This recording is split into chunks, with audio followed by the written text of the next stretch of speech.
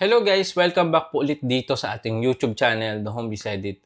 For today's video guys, pag-uusapan natin or i-share ko sa inyo, bakit nga ba ako biglang na-approve or nagkaroon ng content on. Yung ating followers is konti at wala pa tayong mga upload na video or even yung status or pictures ng ilang buwan. Guys, dito natin makikita sa content monetization yung earnings or kung paano tayo kikita. Pwede nga po tayong kumita kapag po na-invite na tayo dito gamit po yung ating mga posts ng photo, text, or stories. Pwede tayong kumita doon. Pangalawa, sa video. Ito naman po yung long form videos natin or in-stream ads. Sa Reels naman, ito naman yung short form videos natin.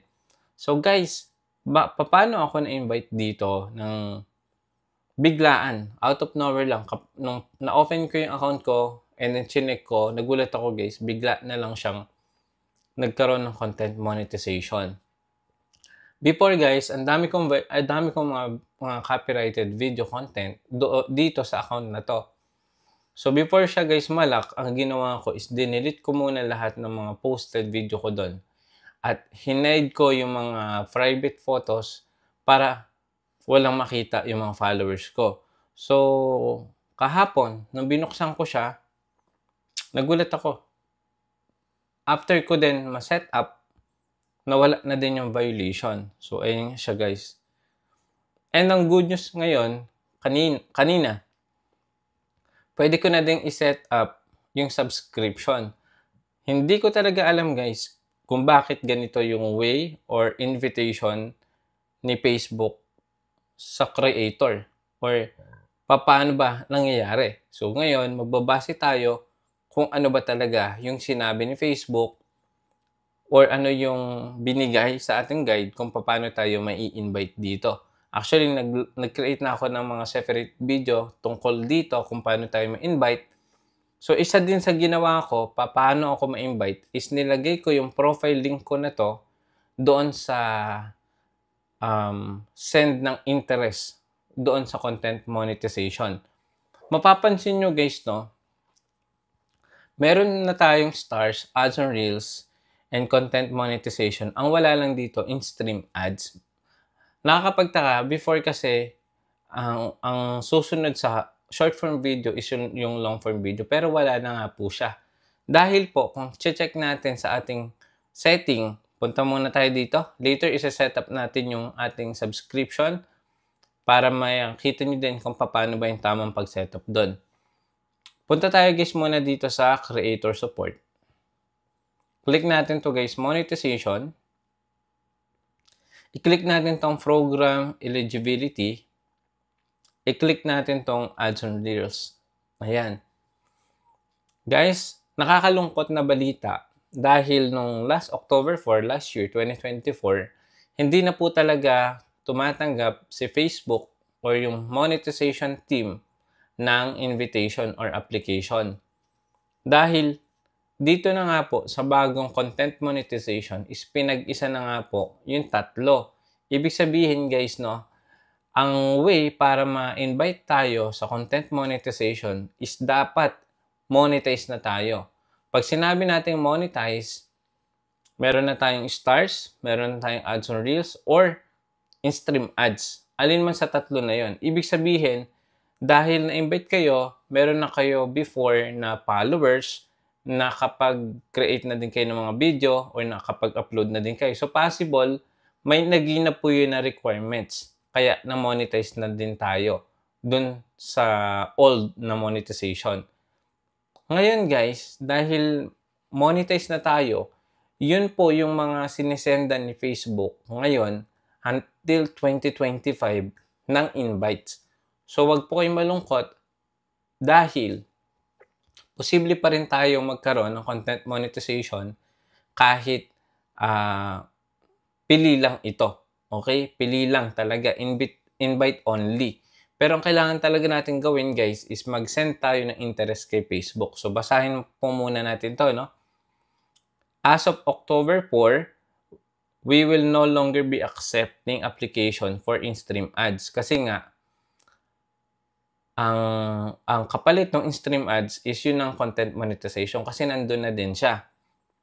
This experience merges, ito nga po, in-stream ads, ads on Reels, tapos yung bonus program into one, making it easier for creator to earn multiple content. Ibig sabihin guys, no, dahil sa mga nabasa ko din ng mga article or yung mga post regarding kung paano talaga kumikita, but yung iba, kahit invited na is bakit walang earnings? O bakit naman yung iba, sobrang daing followers, hindi ma-invite?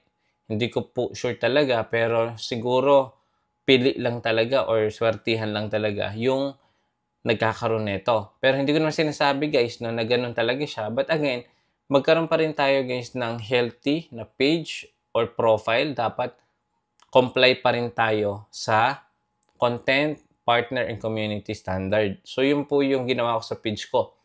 Kung kayo po is merong mga video na may mga copyrighted songs, may mga copyrighted videos, wag na po kayong manghinayang doon, i-delete nyo na po siya. Kahit po kayo is monetize pa hanggang ngayon. Kung sa tingin nyo, meron kayong mga captions, meron kayong mga community guidelines violation, i-delete nyo na po yan sa inyong support inbox or sa mga old videos nyo. Yun po yung gawin nyo.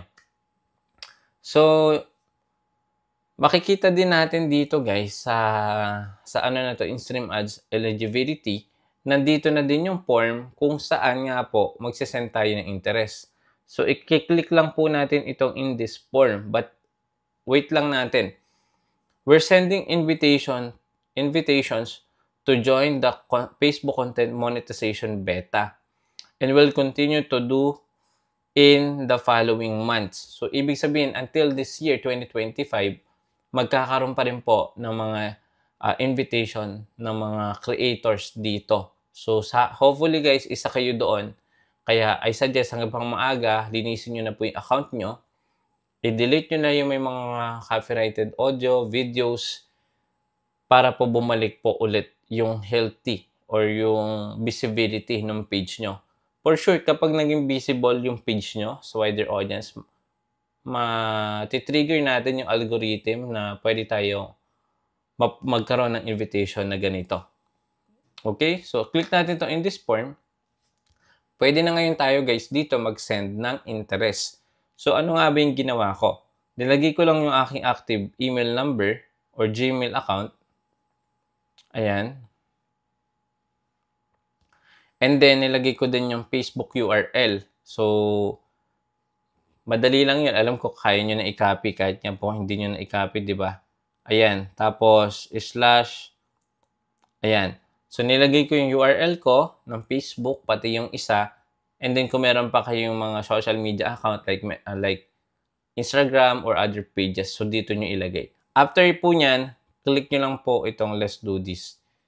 So, ito na yung mag-a-appear. Thank you for your interest in the Facebook monetization beta. So, nakapag-send na kayo. Ngayon, anong gagawin natin is, syempre guys, ipalo pa din natin yung community standard, partner, and content. So, ako guys, no, binalik ko ulit ito sa Healthy, yung pinaka-profile ko na ito. Nag-upload ako everyday ng video, nagpo-post ako ng text, tsaka picture or ng photo.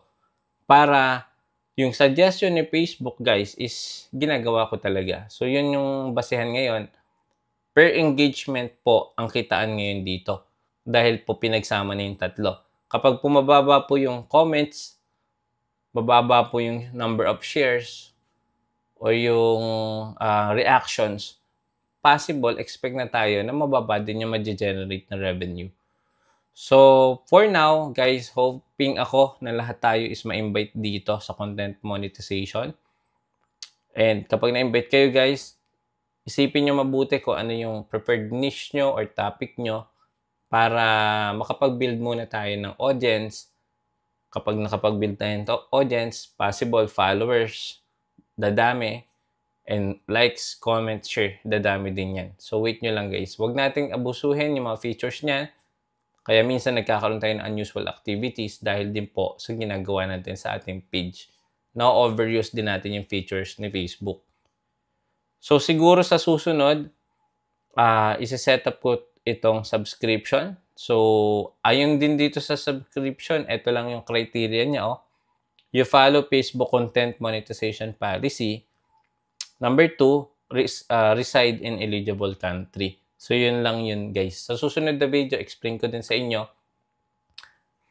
paano naman tumaas yung visibility natin dito. At merong isang content creator na makikita nyo sobrang popular ngayon na isang tutorial creator na pwede natin makuhaan ng tips or idea. Yun po yan sa susunod na video natin. Kaya don't forget to subscribe, click the bell icon para pag mayroon tayong next upcoming video, manonotify po kayo kaagad. For now, dito muna. See you again sa next video. Bye-bye!